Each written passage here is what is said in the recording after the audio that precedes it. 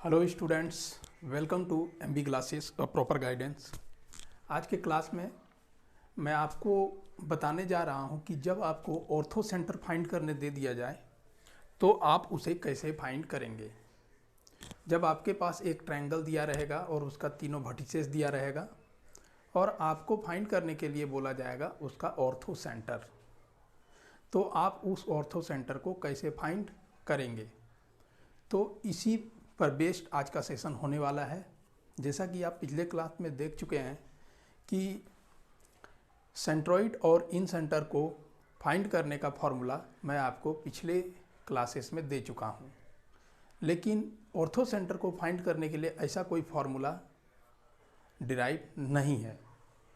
इसके लिए एक फ्रेम बनता है, उसी फ्रेम को मैं आपको बताऊंगा जिसके अनुसार आप किसी भी ट्रायंगल का जब उसका वर्टिसेस दिया रहे, तीनों वर्टिसेस, तो आप उसका ऑर्थो सेंटर आसानी से निकाल सकते हैं।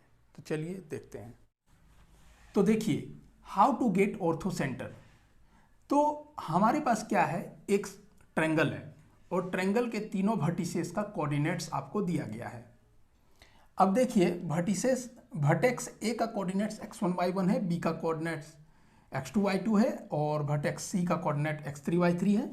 और जैसा कि हम जानते हैं कि ऑर्थो सेंटर क्या होता है कि जब एल्टीट्यूड ऑफ अ ट्रायंगल क्या करता है, एक पॉइंट पर जाकर इंटरसेक्ट करता है, तो उसी पॉइंट को हम क्या कहते हैं, ऑर्थो सेंटर कहते हैं। तो ऑर्थो सेंटर आप जैसा कि पिछले क्लास में देख चुके थे, जहां पर डिफाइन किए थे median, altitude, angle bisector, perpendicular bisector, सारा चीज डिफाइन किए थे, ऑर्थो सेंटर, सरकम सेंटर।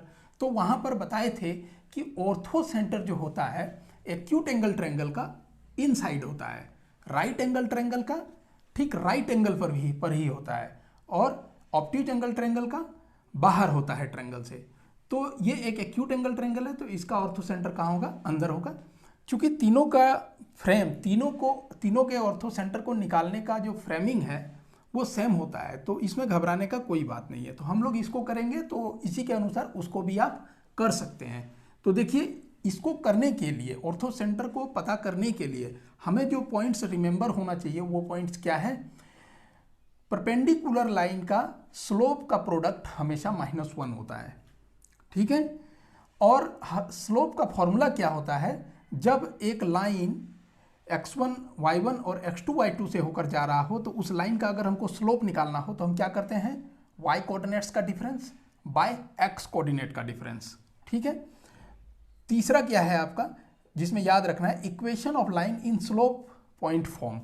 तो जब एक लाइन एक पॉइंट से होकर जाए और उस लाइन का हमें स्लोप पता हो, तो उस लाइन का इक्वेशन हम कैसे निकालते हैं, y minus y1 is equal to m of x minus x1। अगर आपको इतना बात ध्यान में रहता है तो आप आराम से किसी भी ट्रायंगल का जब उसका वर्टेक्स दिया हो और वर्टेक्स का कोऑर्डिनेट्स दिया हो तो आप उसका ऑर्थो सेंटर निकाल सकते हैं। तो चलिए हम लोग फाइंड करने की ओर चलते हैं, ortho centre. So first of all हम लोग क्या करेंगे, इस लाइन का, इस बीसी लाइन का स्लोप निकाल लेंगे, ठीक है। तो यहां पर निकाल लेंगे क्या, slope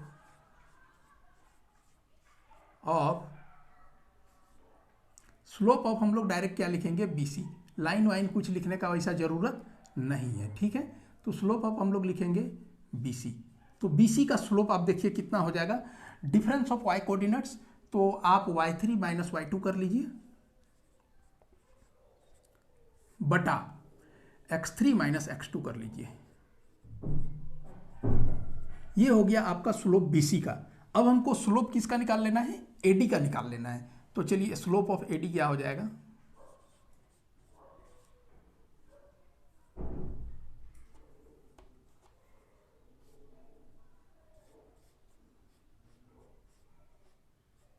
-1 bye slope of BC. क्या, -1 बाय स्लोप ऑफ बीसी। इसको यहां पर लिख देते हैं, अच्छा होगा।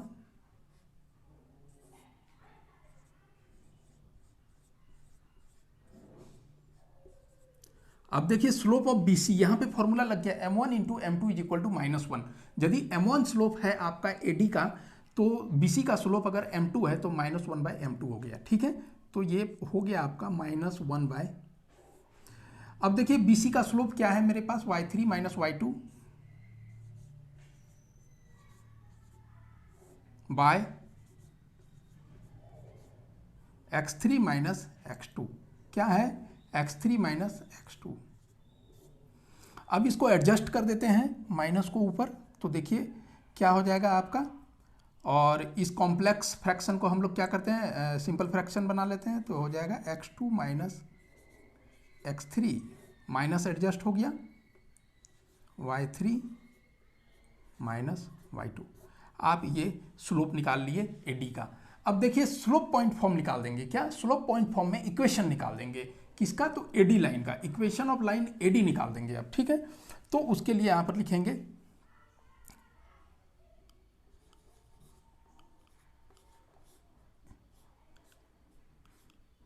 Equation of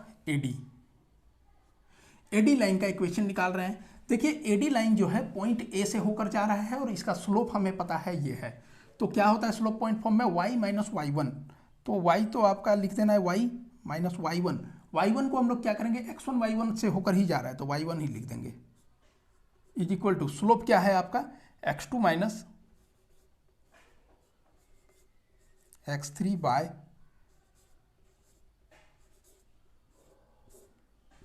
y3 minus y2 into x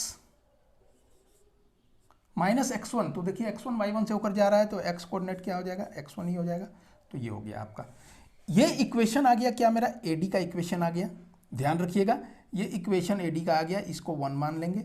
इसी तरह से हम लोग क्या करेंगे, लाइन BE का भी इक्वेशन निकाल लेंगे, और दोनों लाइन का इक्वेशन निकालकर जब दोनों इक्वेशन साइमल्टेनियस लीनियर इक्वेशन हो जाएगा तो निश्चित रूप से वो एक दूसरे को एक पॉइंट H पर काट रहा है, तो दोनों लाइन का इक्वेशन को जब हम लोग सॉल्व करेंगे तो हमें x और y का वैल्यू मिलेगा जो कि H का कोऑर्डिनेट्स होगा, क्या होगा, H का कोऑर्डिनेट्स हो जाएगा, ठीक है। तो देखिए आगे आप, अब हम लोग सेम काम B के लिए करने जा रहे हैं, तो B के लिए भी हमें क्या निकालना है, स्लोप ऑफ AC निकालना है पहले।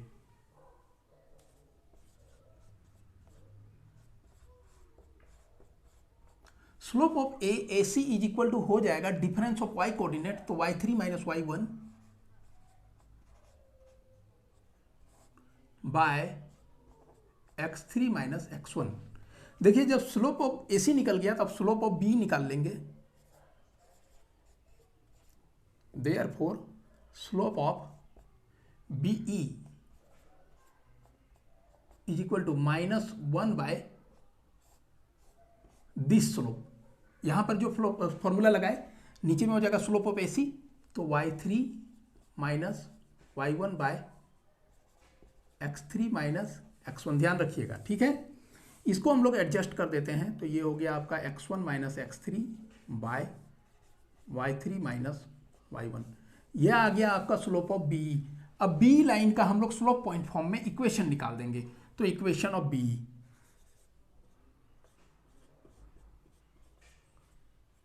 तो देखिए इक्वेशन ऑफ B निकालेंगे, तो B से होकर जा रहा है, x2 y2 पॉइंट से होकर जा रहा है, और स्लोप हमें BE का पता है, तो चलिए इस फॉर्मूला को यूज करेंगे, y माइनस y1, तो y लिख लीजिए आप, माइनस y1 को हम लोग क्या लिखेंगे, अब y1 देखिए y1 किसको रिप्रेजेंट यहाँ कर रहा है, y2 को रिप्रेजेंट कर रहा है, तो y2 लिख देंगे इज इक्वल टू स्लोप जो है स्लोप लिख देंगे x1 minus x3 by y3 minus y1 is equal to sorry into x minus x1, तो यहां पर हो जाएगा आपका x2। ध्यान रखिए ये हो गया आपका स्लोप ऑफ BE, और इसको हम लोग इक्वेशन 2 मान लेंगे। अब इक्वेशन 1 और इक्वेशन 2 को हम लोग सॉल्व कर लेंगे। Now on solving equation 1 and 2 we get x is equal to something and y is equal to something and the point x and y, यहाँ पे कोई वैल्यू आ जाएगा और यही वैल्यू हमारा क्या हो जाएगा, एक्स वाई हो जाएगा, ठीक है। तो इस तरह से हम लोग ऑर्थो सेंटर को फाइंड कर सकते हैं। तो इतना आसानी से हम लोग क्या कर सकते हैं, ऑर्थो सेंटर को फाइंड कर सकते हैं। ऑर्थो सेंटर को फाइंड करने के लिए ऐसे कोई फॉर्मूला ड्राइव नहीं है, तो यही फ्रेम पर आपको काम करना होगा। चलिए इसको क्या कर सकते हैं, जैसे एक की जगह में आपको x1y1 दिया हुआ है, अगर मान लीजिए a23 होता, क्या होता है a23 होता, b 4 5 होता और c 3 5 होता, तो हम क्या करते, सारा वैल्यू न्यूमेरिकल्स में आता, नंबर्स में आता, सब नंबर्स में आता, ये भी नंबर्स में आ जाता, सब नंबर्स में आ जाता, और हम आसानी से क्या करते, इसको निकाल लेते। ठीक है, तो यही है फॉर्मूला आपको ऑर्थो सेंटर फाइंड करने का, यही तरीका है। तो अगर आपको वीडियो समझ में आया है तो चैनल को सब्सक्राइब करें और लाइक का बटन प्रेस करें, और अगर किसी चीज़ की कमी रह गई है तो कमेंट करें। Thank you, bye bye.